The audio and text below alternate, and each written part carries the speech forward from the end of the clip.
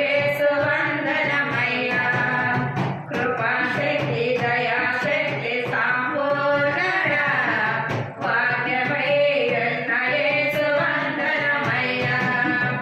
ఈ వాక్యమే నన్ను నడిపించెను, బాధలలో నెమ్మదినిచ్చెను.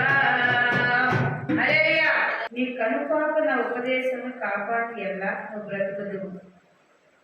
నీ వేలకు వాటిని కట్టుకొనుము, నీ హృదయము పలకల మీద వాటిని రాసుకొనుము.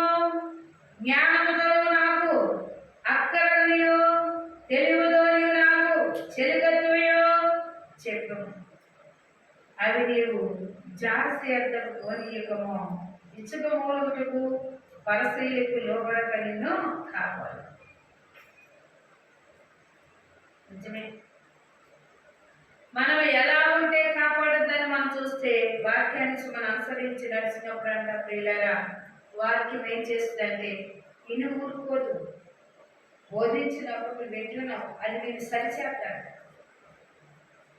వాక్యం ఎప్పుడైతే హృదయం పడక మీద ముద్రించబడినప్పుడు నీ శరీరం ఏ బలహీనం ఉన్నా అదే స్వస్థపడుతుందంట.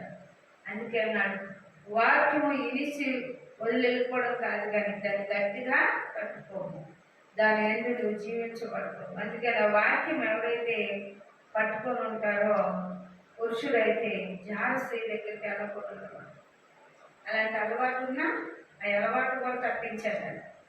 అందుకే ఇక్కడ వాక్యం చదివిస్తుంది. దేవుని స్తోత్రములు. హల్లెలూయా. ఇచ్చుకోవాలి